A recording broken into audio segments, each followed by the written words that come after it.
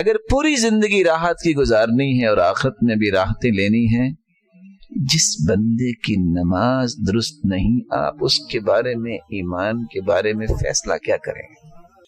اور میں اتفاق سے 2 دن پہلے ہی پڑھ رہا تھا کہ سلف کے ہاں جو شخص نماز فرض لزوم کے ساتھ با جماعت نہیں پڑھتا تھا، اس کے بارے میں ان کی رائے کیا ہوتی تھی کہ اس کا ایمان ہی رقیق ہے، اس کو تو اللہ تعالیٰ کی عبادت سے غرض کیا ہے۔ مرد اور مومن، اور پھر اس کو اس بات کی پرواہ نہ ہو۔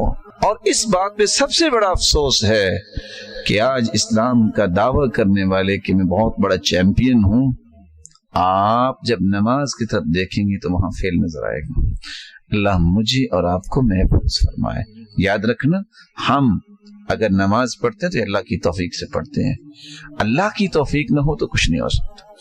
لیکن رسول اکرم صلی اللہ علیہ وسلم نے جو صحابہ کو تربیت دی، عمر رضی اللہ تعالیٰ نے جب بھی گورنرز کا راؤنڈ لیتے اور ان کو بلاتے، میٹنگ ہوتی، تو سب سے پہلا ایجنڈا کیا ہوتا؟ بتاؤ آپ کی نمازیں کیسی ہیں؟ اب یہ سوال ہے جس کو آج ہم سمجھتے ہیں، یہ کوئی سوال ہے؟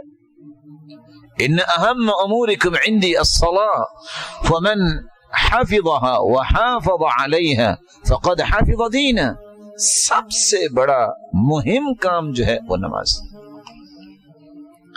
جس نے اس کی حفاظت کر لی اس نے اپنے پورے دین کی حفاظت کر لی۔ آج میں یہ نہیں کہتا کوئی انسان بیمار بھی ہو سکتا ہے، بیماری عذر ہے، کوئی انسان سویا بھی رہ سکتا ہے، اور نیند بھی ایک عذر ہے اگر کبھی کبھار ہو۔ لیکن ہم کیا کہتے ہیں؟ اف آج نہ الارم نہیں لگا سکا۔ کیا اللہ کے رسول کے زمانے میں صحابہ کے پاس ٹی وی تھا، موبائل تھا، ٹائم پیس تھا، الارم تھا؟ کیسے اٹھتے تھے؟ سب کچھ تھا تو یہاں تھا، دل کے اندر ایمان تھا، شعور تھا۔ ایک بچہ آیا کہ کہتا ہے ڈاکٹر کو کہ مجھے نیند بہت آتی ہے، کوئی دوائی بتائیں نیند نہ آئے۔ اس نے ایک مرتبہ دیکھا اور دوائی لکھی اس کے ہاتھ میں دے دی۔ وہ جا کے میڈیکل سٹور میں کہتا ہے جی یہ دوائی دے دے۔ اس نے بھی پڑھا تو یہ مسکرا کے کہتا ہے بیٹا یہ دوائی کس چیز کے لینا چاہتے ہیں؟ کہ تو ڈاکٹر کے پاس گیا تھا کہ نیند بہت آتی ہے۔ کہا پتہ یہ کیا لکھا ہے؟ کہتا کیا لکھا ہے؟ کہا شعور زندہ ہو تو نیند نہیں آتی ہے۔ اس کا شعور مر چکا ہے، اس کو کسی چیز کی پرواہ نہیں ہے۔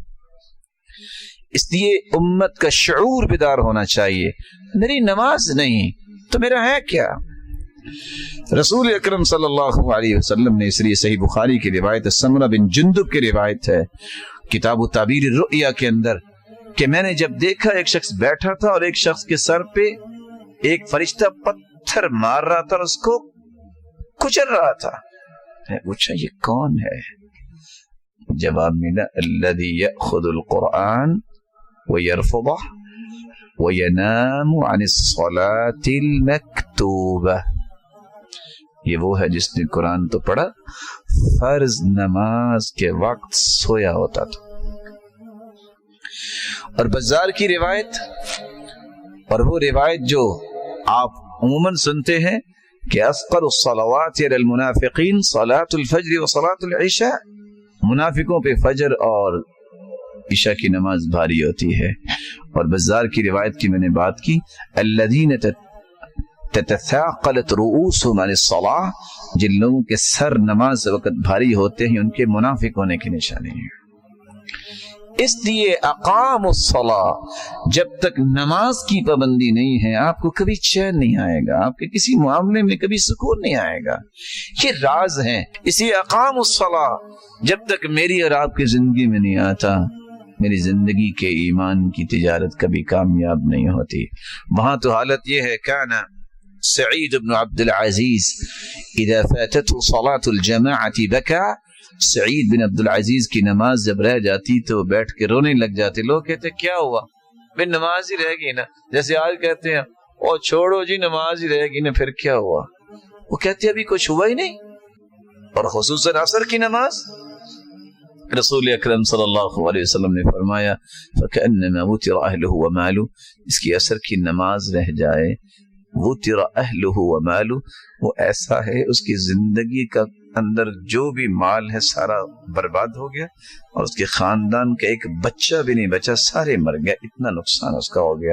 اور انسان کہے کہ میرا نقصان ہی نہیں ہوا، لیکن یاد رکھنا میں اور آپ انسان ہونے کے ناطے سے کمزور ہیں، اللہ سے مدد بھی مانگا کریں کہ اللہ ہمیں ہمت دے، توفیق دے۔